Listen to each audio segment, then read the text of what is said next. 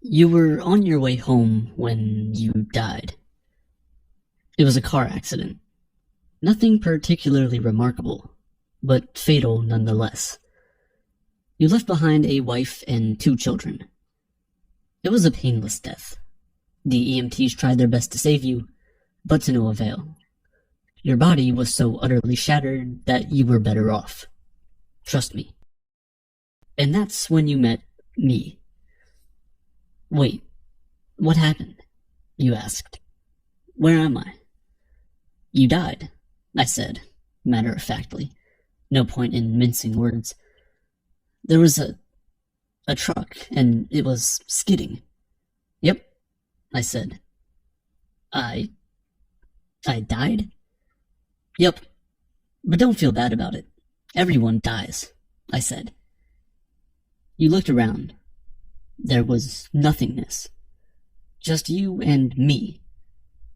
What is this place? You asked. Is this the afterlife? More or less, I said. Are you God? You asked. Yep, I replied. I'm God. Few things capture our imagination quite like death. It's going to happen to us. We know it's going to happen to us. And yet, we live our lives pretending that it's not going to happen. Not to us, at least we think. Not right now. We run away from it every chance we get. And yet, somehow, we are preoccupied with it. Almost simultaneously, we ignore death and worship its possibility. We write books about how life is short, but we never really live like it is. Who are we? What do you think happens after death? My kids. My wife, you said. What about them? Will they be all right? That's what I like to see, I said. You just died and your main concern is for your family. That's good stuff right there. You looked at me with fascination. To you, I didn't look like God. I just looked like some man. Or possibly a woman? Some vague authority figure, maybe. More of a grammar school teacher than the Almighty. Don't worry, I said.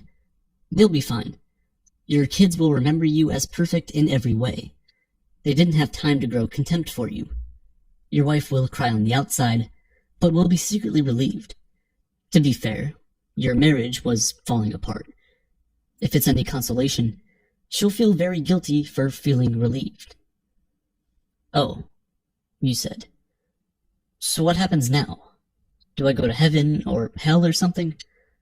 Neither, I said. You'll be reincarnated.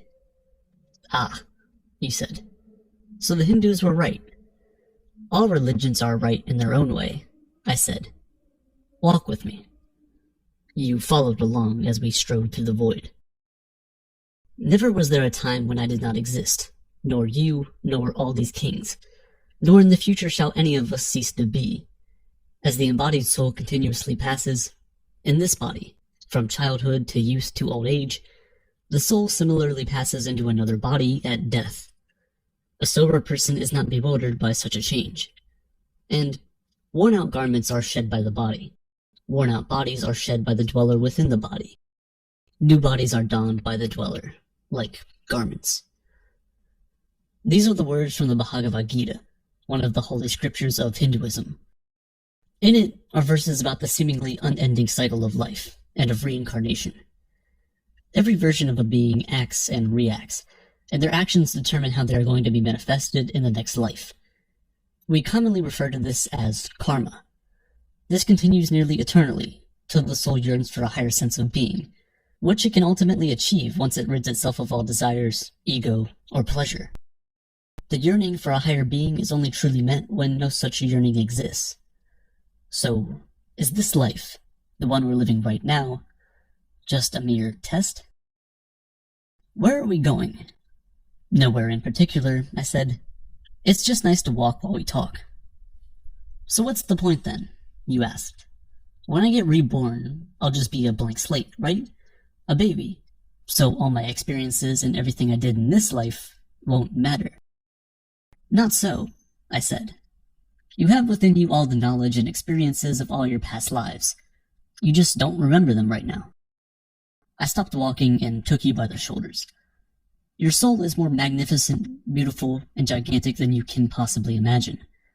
A human mind can only contain a tiny fraction of what you are. It's like sticking your finger in a glass of water to see if it's hot or cold. You put a tiny part of yourself into the vessel, and when you bring it back out, you've gained all the experiences it had. You've been a human for the last 48 years, so you haven't stretched out enough yet and felt the rest of your immense consciousness. If we hung out here for long enough, you'd start remembering everything. But there's no point in doing that between each life. How many times have I been reincarnated then? Oh, lots and lots, and into lots of different lives, I said. This time around, it'll be a Chinese peasant girl in 1540 AD. Wait, what? You stammered. You're sending me back in time. Well, I guess technically. Time as you know it only exists in your universe. Things are different where I come from. Where do you come from? You said. Oh, sure, I explained. I come from somewhere. Somewhere else. And there are others like me. I know you want to know what it's like there, but honestly, you wouldn't understand. Oh, you said, a little let down. But wait, if I get reincarnated to other places in time, I could have interacted with myself at some point. Sure, it happens all the time. And with both lives only aware of their own lifespan, you don't even know it's happening. Other religions such as Islam or Christianity don't quite preach the idea of reincarnation, but when you look through the pages, they too treat this life as a test. It is the afterlife where life achieves completion and we get to live, truly. What you do in this life determines the fate of what your soul will be. While the concept of death is slightly different across certain religions and theologies, in that some of it happens over and over again, and in others you die once but live twice, nearly all religions encourage followers to think about the cascading effects of their actions at a macro scale. There are more famous ideas in this realm, of course. The simulation theory is just one of the more famous ones, where reality is potentially reduced to a high-definition video game running in some scrawny teenager's basement. It's his reality, and you and I are living in it. This certainly is not as grandiose of a possibility as something from Scripture, but the logic that leads one to the simulation theory is ironclad. What does this all mean, then? So what's the point of it all? Seriously, I asked. Seriously, you're asking me for the meaning of life. I mean, isn't that a little stereotypical? Well, it's a reasonable question, you pestered. I looked you in the eye. The meaning of life, the reason I made this whole universe, is for you to mature. You mean mankind, you want us to mature. No, just you. I made this whole universe for you. With each new life, you grow and mature and become a larger and greater intellect. Just me. What about everyone else? There is no one else, I said. In this universe, there's just you and me. You stared blankly at me. But all the people on Earth, all you, different incarnations of you. Wait, I'm everyone. Now you're getting it, I said, with a congratulatory slap on the back. I'm every being who ever lived, or who will ever live. Yes. I'm Abraham Lincoln, and you're John Wilkes Booth too, I added. I'm Hitler, you replied, and you're the millions he killed. I'm Jesus, and you're everyone who followed him.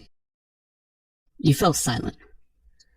Every time you victimize someone, I said, you are victimizing yourself. Every act of kindness you've done to yourself. Every happy and sad moment ever experienced by any human was, or will be, experienced by you. You thought for a long time. Why? You asked me. Why do all of this? Because someday, you will become like me. Because that's what you are. You're one of my kind. You're my child. You mean I'm a god? No, not yet.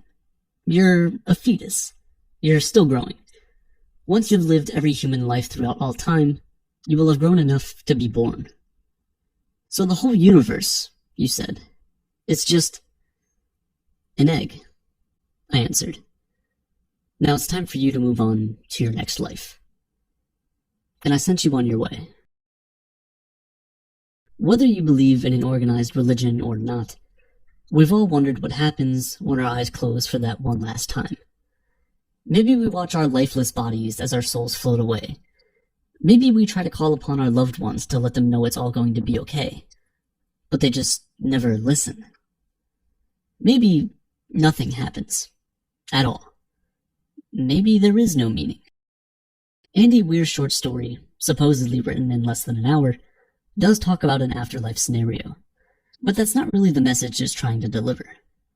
Maybe his point is to highlight the ability of every person to be both the worst manifestation of humanity, but also be the best of it. Andy poses this when he says that the protagonist was both Hitler and the people he killed.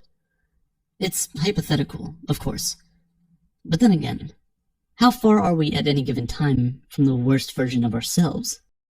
I often find myself looking at pictures of famous, or infamous people for that matter, as babies. In the backdrop of reality, these baby faces can remind us about the innocence every human is capable of. Perhaps one of the lessons from the egg theory is to remind people of the power of a situation to turn us into who we are. This is not to absolve anyone of their wrongdoing or take away from the gravity of their actions, but a chance to shed light on the fact that a lot of who we are is quite simply circumstance, and that we might be better able to prevent future atrocities if we're able to foresee the circumstances that lead to them. This was, in large part, the focus of the now infamous Stanford prison experiments. College students were hired to play either guard or prisoner, and their behavior would then be studied. In just over a day, the power imbalance had manifested into near total tyranny, where the guards would abuse the prisoners to such an extent that a lot of them had to be discharged from the experiments. This ultimately led to the termination of the study after just 6 days. Some say the guards behaved like this because these guards were inherently bad people.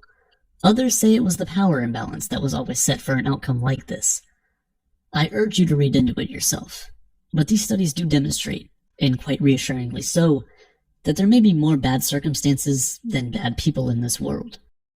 The egg theory also need not only be about righteousness or evil, it can also be about looking at life through the eyes of others. Perhaps we would think of life differently if we could see ourselves through the eyes of a loved one.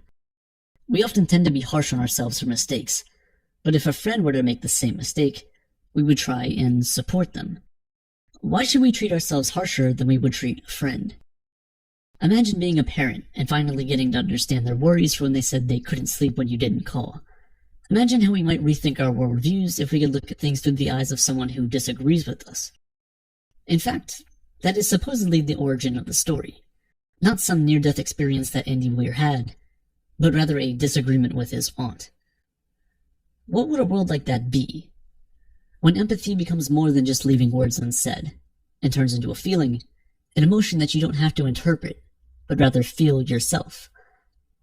There is also the concept of being reborn and carrying over your lessons into the next life. What would you become if you could live again?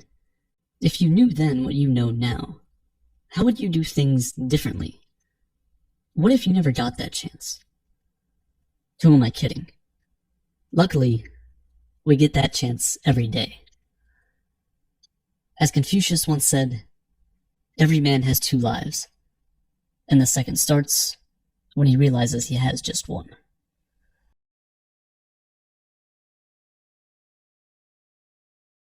The egg theory